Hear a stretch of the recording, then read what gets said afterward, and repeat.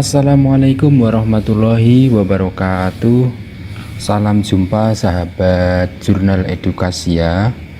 Pada kesempatan yang berbahagia ini kita akan membahas terkait tentang tes wawancara. Tes wawancara ini juga sangat menentukan kelulusan, terutama untuk tes CPNS ataupun tes P3K, sehingga tes wawancara ini menjadi hal yang penting untuk kita cermati dan kita pelajari agar kita mendapatkan nilai yang penuh dan maksimal untuk menambah nilai pedagogik atau nilai-nilai yang lain. Baik sobat jurnal edukasi semuanya, sebelum kita bahas satu persatu terkait tentang tes wawancara, alangkah baiknya silahkan yang belum subscribe, silahkan subscribe. Jika video ini bermanfaat, silahkan like, share, dan komen di channel ini. Baik sobat semuanya, kita lanjut saja untuk soal yang pertama. Dengan dana terbatas, Anda diminta oleh atasan untuk mengadakan kegiatan di kantor. Beberapa pendahulu Anda tidak terlalu sukses melaksanakan kegiatan tersebut karena adanya rights budget policy. Reaksi Anda ketika menerima tugas tersebut, nah itu kira-kira bagaimana? A. Menolak tugas tersebut karena dirasa mustahil untuk dilaksanakan. B. Menerima tugas tersebut dengan berbagai syarat yang harus dipenuhi. C. Menolak tugas dengan mengemukakan kekurangan-kekurangan diri dan meminta atasan untuk menugaskan kepada orang lain. D. Menerima tugas tersebut kemudian mengajak rekan-rekan kerja untuk mendiskusikan berbagai alternatif cara menyelesaikan tugas tersebut. E. Menerima tugas tersebut kemudian mencoba menyelesaikannya sendiri. Baik rekan-rekan semuanya, mari kita bahas satu persatu. Ketika kita melakukan wawancara, ya paling tidak kita harus menghindari hal-hal sikap yang pesimistis, sikap yang atau condong ketidakmampuan kita itu, atau sifat-sifat, sikap-sikap idealis. Nah, itu harus kita hilangkan dalam wawancara ini. Nah, kita berusaha untuk semaksimal mungkin untuk bisa melakukan apa yang akan kita kerjakan. Nah, misalnya yang A, kita bahas dari yang A ya, menolak tugas tersebut karena dirasa mustahil untuk dilaksanakan. Nah ini sebagai kita diberikan tugas, beban tugas, mosok kita harus menolak, itu kan tidak mungkin ya. Ya maka apapun yang terjadi ya itu harus kita laksanakan ya, paling tidak kita bisa melaksanakan. A ini kurang tepat ya. B. Menerima tugas tersebut dengan berbagai syarat yang harus dipenuhi. Nah, apalagi ini menerima tugas tetapi dengan syarat. Nah, jangan sampai seperti ini. Ya, menerima tapi dengan menggunakan syarat. Ya, jangan sampai ini juga dilakukan ya. Ini juga kurang tepat ya. Yang C. Menolak tugas dengan mengemukakan kekurangan-kekurangan diri dan meminta atasan untuk menugaskan kepada orang lain. Nah ini juga membuktikan ketidakmampuan kita. Nah, kalau malah meminta atasan untuk menugaskan pada orang lain ya. Menerima tugas tersebut kemudian mencoba menyelesaikan sendiri. Nah ini kaitannya tentang ketidaksuksesannya beberapa kegiatan yang menurut pendahulu kita ini tidak sukses ya, karena adanya right budget policy ya. Sehingga kita tentunya harus bisa mengajak rekan-rekan kerja kita dan mendiskusikan berbagai alternatif untuk menyelesaikan tugas tersebut. Nah, jadi kita tidak bisa menyelesaikan sendiri ya. Ini tugas yang cukup berat ya, berarti jawabannya yang sesuai adalah yang D ya. Yang D ini menerima tugas tersebut kemudian mengajak rekan-rekan kerja untuk mendiskusikan berbagai alternatif cara menyelesaikan tugas tersebut. Nah, dengan kita menerima tugas itu berarti kita yakin dan mampu untuk menyelesaikan tugas tersebut. Nah, kemudian caranya bagaimana solusinya agar kita bisa menyelesaikannya dengan baik, tidak seperti pendahulu kita? Ya, kita mengajak rekan-rekan kerja ya untuk mendiskusikan berbagai alternatif untuk menyelesaikan tugas tersebut.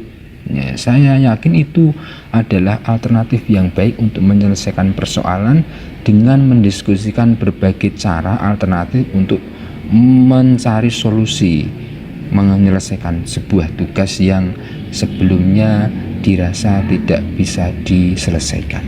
Seperti itu ya. Baik, kita lanjut nomor 2. Anda adalah karyawan yang memiliki kompetensi di bidang pemasaran dan dipercaya untuk memimpin tim yang kurang produktif. Usia mereka jauh lebih tua daripada Anda. Bagaimana strategi Anda? Nah, di sini kita lihat strategi kita bagaimana. A. Memaksa orang atau memaksa anggota tim untuk mengikuti kehendak kita. Ya, saya kira tidak ya. Kita jangan sampai memaksa orang lain untuk mengikuti apa yang akan kita lakukan. Ini bukan sebuah cara yang baik ya. Yang B. Mengevaluasi kinerja tim dan mendorongnya untuk berubah. Nah, apalagi ini mengevaluasi kerja tim dan mendorongnya untuk berubah. Ada kata mendorongnya untuk berubah. Nah, ini kita juga ada sedikit memaksa kehendak. Nah, tidak bisa seperti itu ya. Yang ke C ya, mengambil alih tanggung jawab tim sebagai tanggung jawab. Nah, ini seolah-olah kita itu kok menyelesaikan permasalahan sendiri ya, dengan cara mengambil alih tanggung jawab itu ya.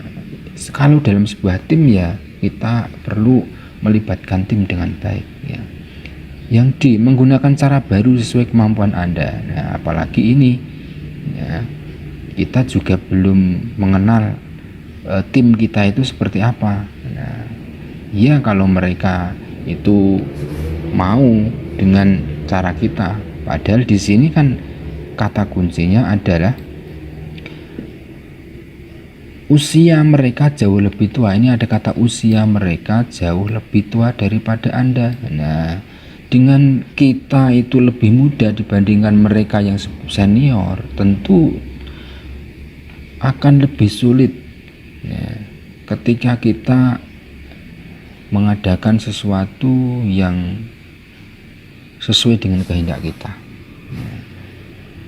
Tapi yang jelas di sini ya, ini yang paling tepat adalah ini, mendiskusikan apa hambatannya selama ini dan mencari solusi bersama serta mengevaluasi secara rutin. Nah, jadi para senior kita, usia mereka yang jauh lebih tua itu kita libatkan dalam mencari solusi. Nah, jadi kita tidak bisa main perintah saja, main ambil alih sesuatu saja sesuai dengan keinginan kita, tetapi kita perlu melibatkan mereka yang jauh lebih tua ini, yang memiliki pengalaman lebih. Nah, kita adakan cari solusi bersama-sama nah, dan juga kita carikan evaluasi secara rutin. Seperti itu ya. Nomor 3, Anda mendapat klien yang sangat kritis terhadap hasil kerja Anda. Menghadapi klien tersebut, bersedia memenuhi semua permintaan sehingga dapat memuaskan klien. Nah, ini tidak seperti itu ya. Masuk apa yang semua klien permintaannya dipenuhi ya, tidak mungkin ya. Yang B, bernegosiasi dengan klien bahwa tidak semua permintaannya dapat dipenuhi. Nah, kemudian yang C, melaporkan sikap klien tersebut kepada atasan. Nah, D, meminta atasan untuk menambah pegawai yang dapat membantu klien tersebut. E, meminta atasan untuk menambah pengawas tersebut. Nah, coba kita bahas dari yang A tadi sudah, yang C ya. melaporkan sikap klien tersebut kepada atasan. Nah, mosok kita main lapor saja. Nah, kalau kita main lapor itu berarti bukti bahwa kita itu tidak mampu untuk menghadapi persoalan. Nah, setiap persoalan itu harus kita pecahkan. Jangan sedikit-sedikit minta atau melaporkan kepada atasan, itu tidak bagus. Ya, kemudian yang meminta atasan untuk menambah pegawai yang dapat membantu klien tersebut. Nah, apalagi ini juga bukti bahwa kita tidak mampu ya untuk menyelesaikan suatu persoalan ya. Dengan menambah pegawai itu belum tentu bisa mengatasi persoalan. Nah, yang meminta atasan untuk menambah pegawai khusus. Nah, apalagi ini. Jadi ini yang A, yang C, yang D, yang E ini adalah bukti ketidakmampuan seseorang untuk melakukan atau memecahkan masalah. Padahal di sini adalah persoalannya adalah ada seorang klien atau klien yang sangat kritis ke hasil kerja Anda. Nah, sikap kita ya paling tidak kita harus bisa bernegosiasi dengan klien bahwa tidak semua permintaannya itu dapat dipenuhi. Kita jelaskan dengan bahasa yang bagus, yang baik. Nah, itu saya yakin klien kita juga akan mengerti. Nah, itu seperti itu. Yang nomor 3 ini B ya.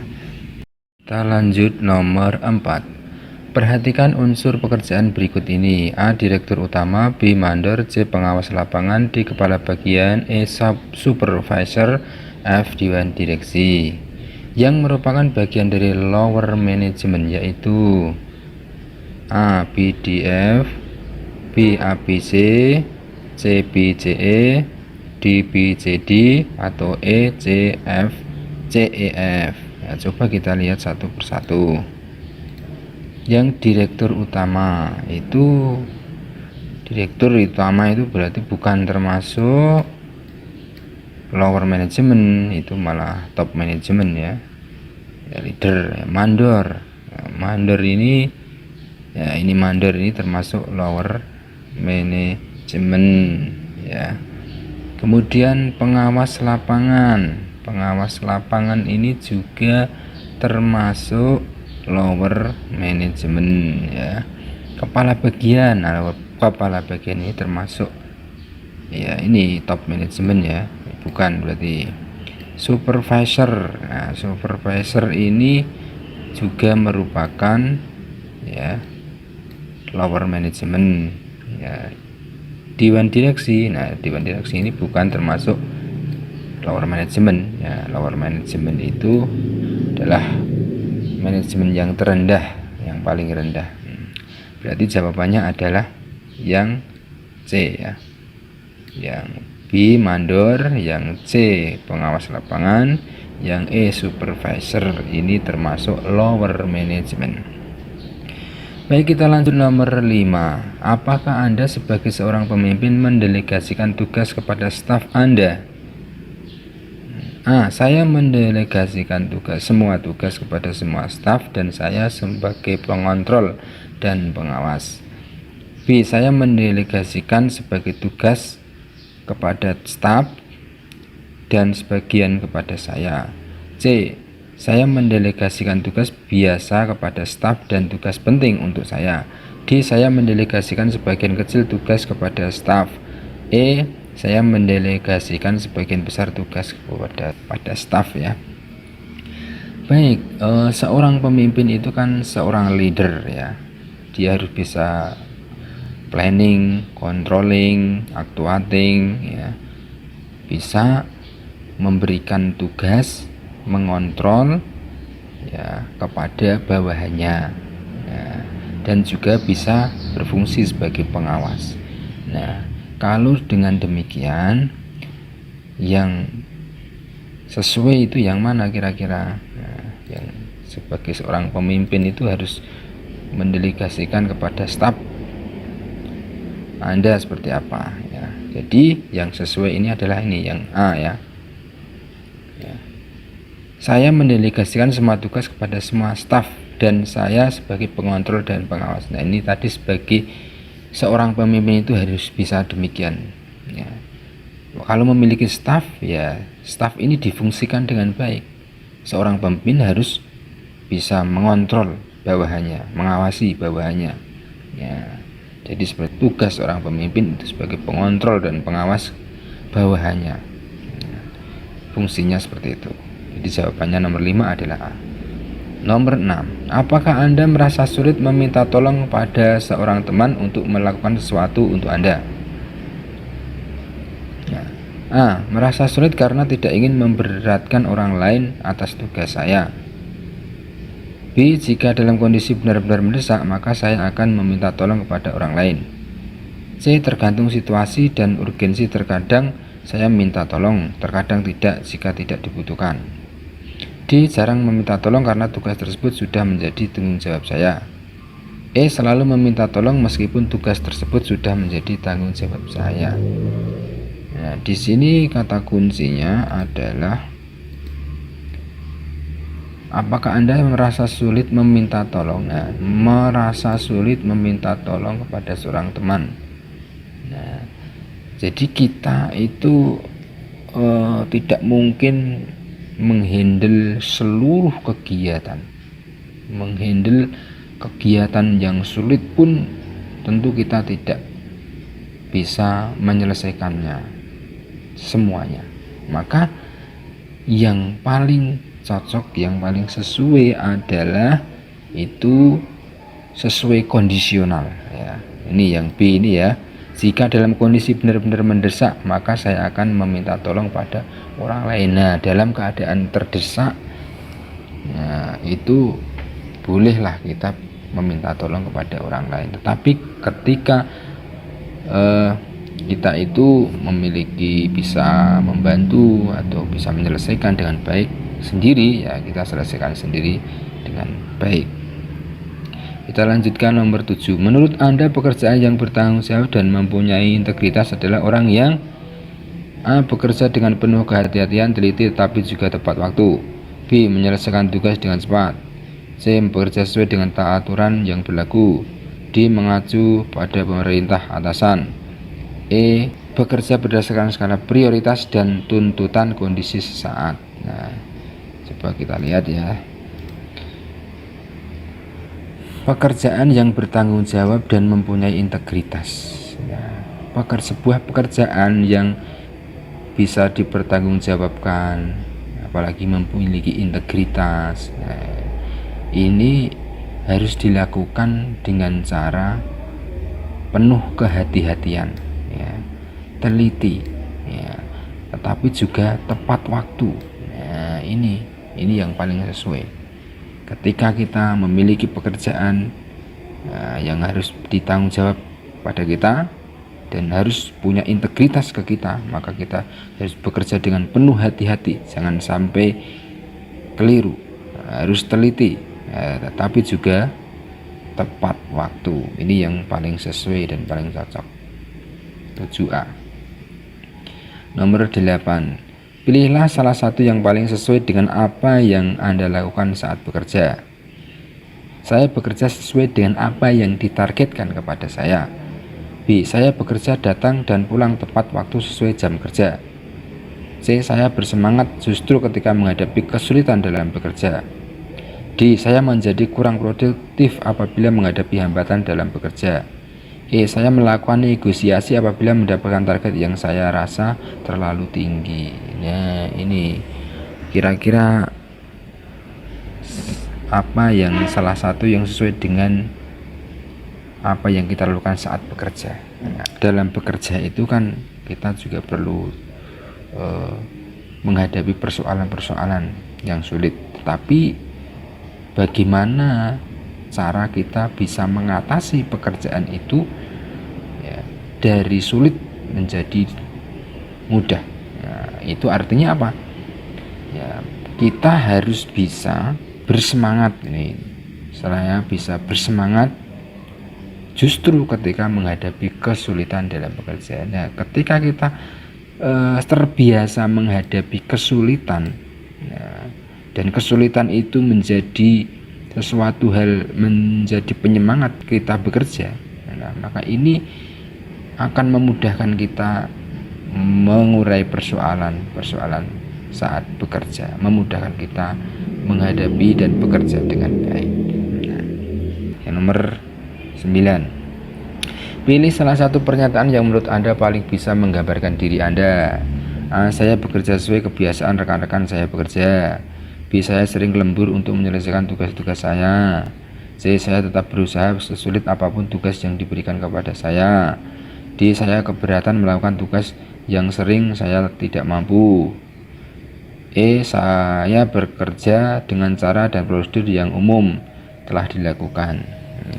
Ini adalah menggambarkan diri kita, gambaran pada diri kita itu apa. Nah, tentu saja kita pilih saja gambaran yang positif. Nah, gambaran yang positif itu apa? Nah, ya, yang paling baik, yang paling sesuai. Nah, ya, yang paling sesuai ya ini yang C ya. Saya tetap berusaha sesulit apapun tugas yang diberikan pada saya. Ini tadi kaitannya tentang nomor 8 tadi ya. Jadi berusaha sesulit apapun tugas yang diberikan kepada saya. Nah, saya tetap berusaha terus mencari solusi yang terbaik setiap persoalan. Itu berarti jawabannya adalah C. 9/10. Anda akan berangkat mengikuti tes seleksi. Di tengah perjalanan sepeda motor Anda mengalami pecah ban. Untuk menambal butuh waktu 10 menit. Padahal waktu tes tinggal 10 menit lagi. Jarak ke tempat tes masih 2 km. Jika Anda naik angkot juga membutuhkan waktu sekitar 10 menit. Di sekitar Anda tidak ada tukang ojek. Apa yang Anda lakukan? Kira-kira apa? A. Saya akan menuntun motor ke bengkel kemudian naik angkot. Apakah ini akan menyelesaikan masalah? Tidak ya. Yang B. Saya akan menitipkan motor ke rumah penduduk terdekat kemudian segera naik angkot. Nah, ini padahal naik angkot kan butuh waktu 10 menit. Yang C. Saya akan menitipkan motor ke rumah penduduk kemudian menelepon teman untuk menjemput dan mengantar ke tempat les.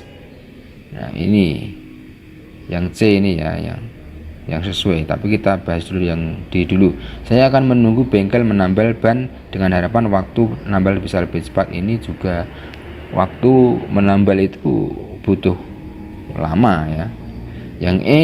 Saya akan membatalkan ikut les karena mempertimbangkan dengan apapun saya akan terlambat sampai di tempat tes dan kemungkinan diperbolehkan ikut tes. Nah, tidak ini ya. Mosok mereka tes ya tetap harus berjalan ya, tidak sesuai dengan kehendak kita ya, bukan terus membatalkan ikut tes, tapi yang paling sesuai ya, yang C ini ya. Saya akan menitipkan motor ke rumah penduduk kemudian menelepon teman untuk menjemput dan mengantar ke tempat les. Nah, di sini ini solusi yang paling cepat ya, paling mudah dan paling sesuai dengan yang akan kita lakukan. Baik, itu saja rekan-rekan semuanya untuk pembahasan tes wawancara kali ini.